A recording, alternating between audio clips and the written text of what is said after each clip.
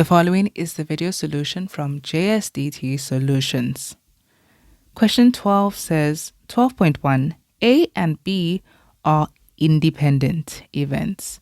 If it is further given that the probability of A and B is 0.3 and the probability of only B is 0.2, then 12.1.1 says are A and B mutually exclusive?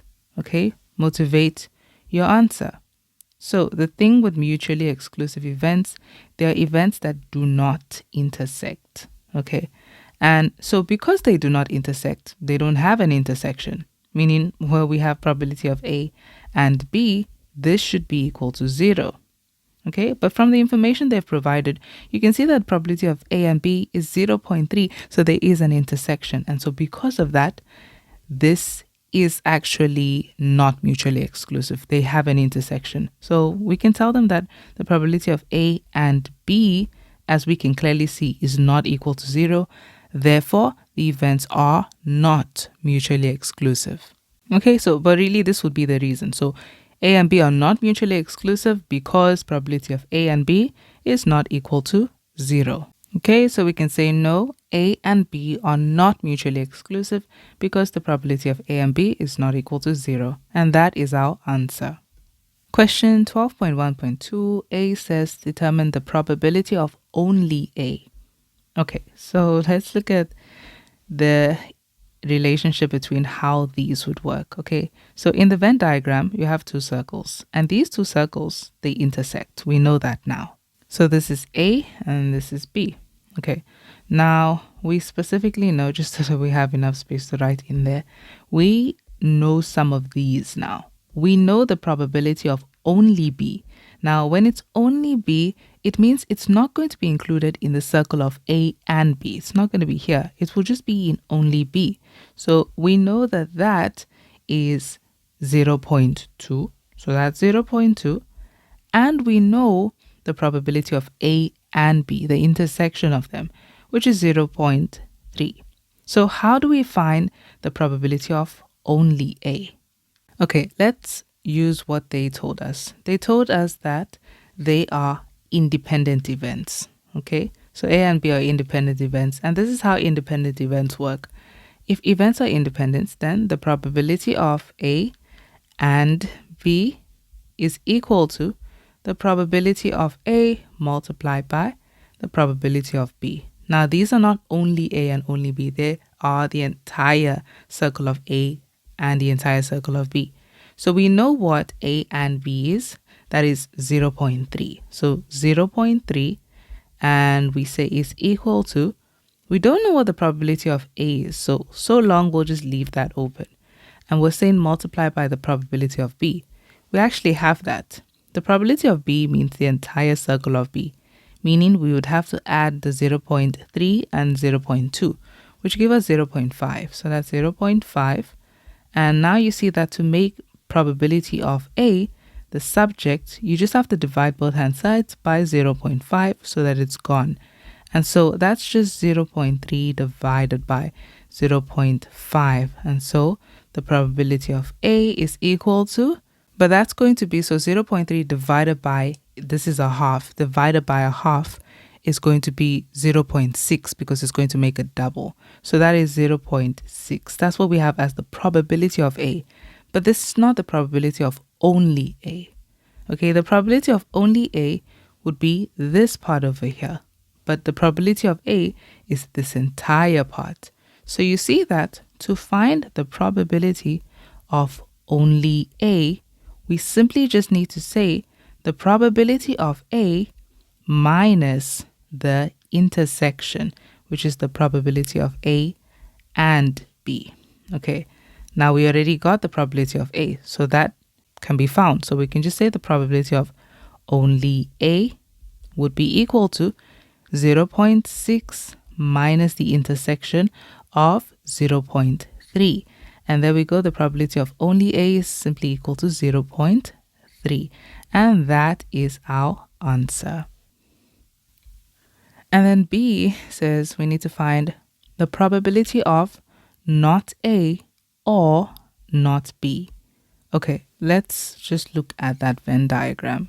So we know that we have these two circles intersecting, and this is A, this is B, and we also have the numbers. Okay, we've got that probability of A only. Okay, so that's what our Venn diagram looks like. 0.3, 0.3, and then 0.2.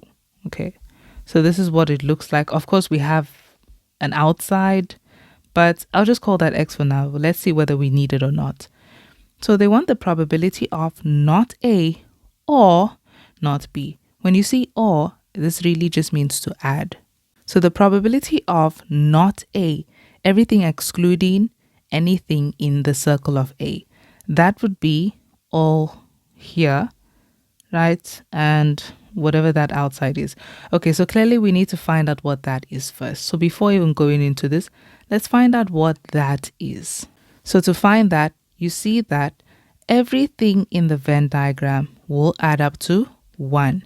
So to find the outside, we can say x is equal to 1 minus everything in the circle. So it's minus 0.3 and 0.3 and minus 0.2. So minus 0.6 like that is already 0.4, and then minus 0.2 is 0.2. Okay, so we know what that is now.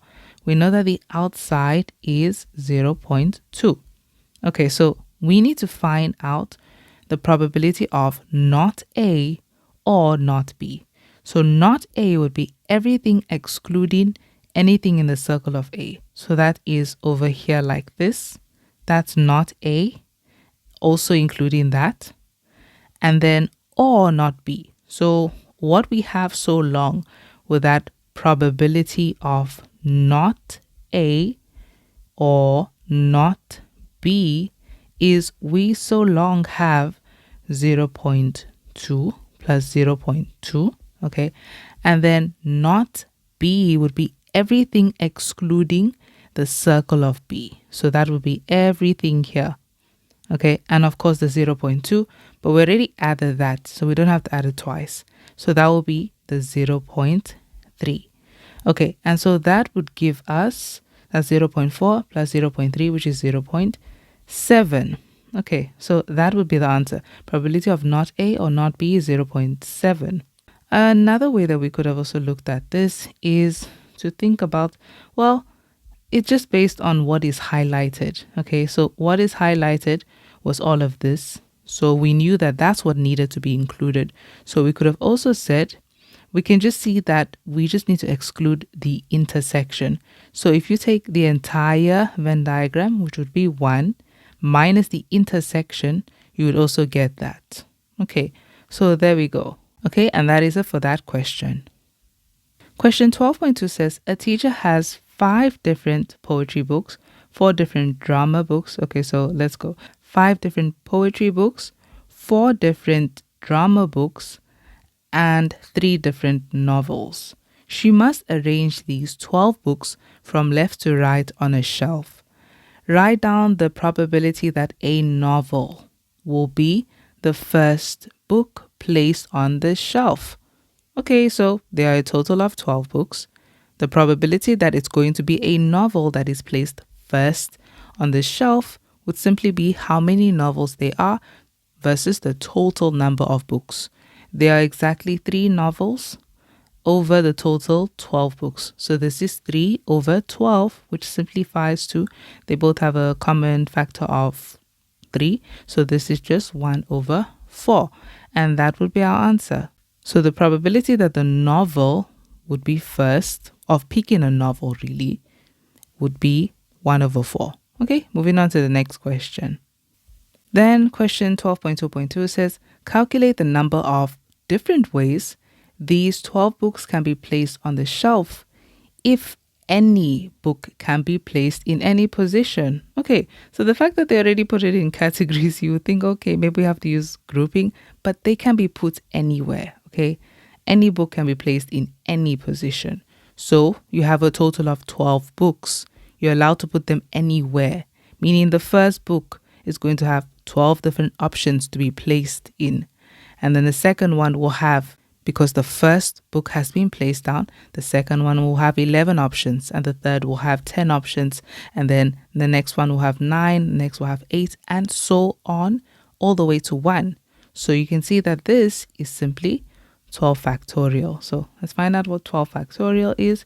12 and then factorial with the, is, that's going to be 479 million and 1,000. Okay, so this is how it goes. 479 million, 001, and then 600. Okay, so there we go. 479 million, 1,600. And that would be the total ways. Moving on to the next question. Question 12.2.3 says, calculate the probability that a poetry book is placed in the first position, and then the 3 novels are placed next to each other, and a drama is placed in the last position. Okay, so we need to ensure that a poetry book is placed in the first position, and then 3 novels, the 3 novels are placed next to each other, and then a drama is in the last position. So remember that we have 12 books in total. So there are 12 placements or 12 spots that we have. And let me just represent that first. Okay, 12 spots on the shelf. And they say a poetry book is placed in the first position. So how many poetry books are there? They told us initially there are 5 poetry books, 4 dramas, and 3 novels. So in the first position, we have, remember, these are different poetry books. They're not the same poetry book. So in the first position, poetry book 1 could be here, or 2, or 3, all the way to poetry book 5. So we have exactly 5 choices here. And then we also know that the 3 novels are placed next to each other, okay? But there's also another placement here that we cannot change, and that's a drama. The drama must be placed in the last position. So in the last position, how many dramas are there? There are exactly 4 dramas. So it means that in the last position, there can be the drama book 1, drama book 2, 3, all the way to 4. So there are exactly 4 choices that we have here. Okay, 4 choices of books that we have there. And now we need to ensure that the 3 novels are placed next to each other. So the 3 novels are next to each other. So it does not have to be next to each other in this order, but this is just an example. So novel 1 could be here, novel 2, and then novel 3. So they'll be next to each other. And so they really just form a group. So let's just put them like this. They form a group. Okay, now we would have to look into that group just to see what's going on. So, and then we'll have the remaining placements. So let's just see how to calculate this. We would say 5, okay, multiplied by, and then let's figure out how these novels are going to be placed. They don't have to be placed in this order that they're currently in. It does not have to be novel 1, 2, and 3, okay? Before we place anything down, first, we will notice that novel 1 will have 3 spots, okay? It could either be here, it could be here, or it could be here. Of course, this does not mean that they are restricted to just this place here. They could be anywhere as long as they are in 3 positions, 3 consecutive positions, okay? And they're grouped together. So that would, of course, also mean that they could be placed here or here even, okay? But we'll account for that soon. But first of all, let's just account for the group. So we know that novel 1 can be placed in either this position over here, or here, or here. So novel 1 would have 3 places, 3 options to be placed in. And then once novel 1 has been placed down, novel 2 will have 2 places to be placed in, okay? 2 options. So that's 1 and 2. And then once novel 2 is placed down, then novel 3 will have exactly, so that's times 2. And then novel 3 will have exactly 1 place. Okay, only 1 spot left since they need to be placed next to each other. Okay, and so that creates 3 times 2 times 1, which is 3 factorial. So we see that on their own, they create 3 factorial. Okay, the total ways that they can be placed as a group is 3 factorial. Okay, so we're done with that. And then looking at that last place, because it's the other thing that we have, the 4, okay? Since at the end, we need to ensure that there is a drama placed there. Okay, so that's the 4. So we're really just saying times 4 because we can either have drama 1, 2, 3, or 4 there. Okay, so that's what that looks like. And now we have to account for the rest of the other books that will be there as well. Now, let's just see how many spots we have available or what can really move around. So all through here, we'll have different books because remember, we still have 12 books. So the remaining books have how many spaces left to sit in. Okay, the remaining books have, that's book 1, book 2, all the way to 3, 4, 5, 6, and 7. But now we can finally take into account that these 3, they do not have to be in this particular position. They could be here, for example, okay, or here, or here. Now, to allow them move around, meaning as well, these are the books, they don't have to be in this position as well. So to ensure that they're still able to move around like that, we can see them as a group of their own.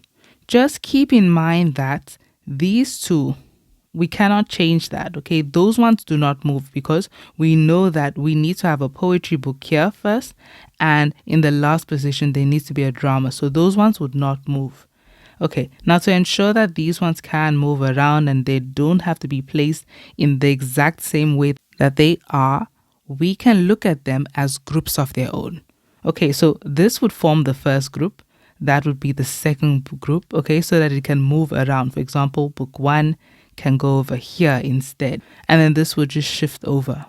Okay, so that's the first group, second group, third, fourth. Okay, so how many groups will we have in total? Including this, we'll have exactly 8 groups. So we need to ensure that they are able to move around through here, but they cannot take the first and the last position.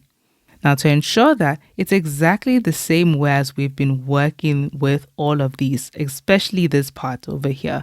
See how when we knew that we had 3 places that they could sit in, since they have to be placed next to each other, we considered it like this. The first one has 3 different options to sit at. And then once one book is seated, the second book would have 2 different options to sit at. And then once that book was placed, and then the last book would have exactly just 1 option to be placed in. It's the same way we will consider these groups. We know that there are exactly 8 groups, yes, but the first group has 8 different options to be placed in. This does not necessarily have to be here. It could be in this position. See how it could perfectly just fit in there? All that would happen is this book will just shift over and take the position of this group, okay? It could also be in this position and that position. So that will be 8 different positions it could be placed in. And then once that is placed down, then the second group, the second book would have 7 different options to be placed in. And then the third one, 6 different, and then 4 and 3 and 2 and 1. So that again is 8 factorial. Okay, so this would be the total ways. But let's just focus on the question. The question is specifically calculate the probability that a poetry book is placed, okay? So calculate the probability that this happens. So it's this over the total outcomes. And we know that if we didn't make any restrictions to these books, we have exactly 12 books. So the total ways we can place all those 12 books would be 12 factorial. That would be that first question that they asked us here. Okay, so we would just say that the probability would simply be equal to 5 times 3 factorial times 4 times 8 factorial all over 12 factorial. And let's go ahead and see our answer. Okay, and that is exactly 1 over 99. And we can leave it as a fraction, that is fine. And that is the answer. That would be the probability that this kind of situation could happen. And that is it for question 12.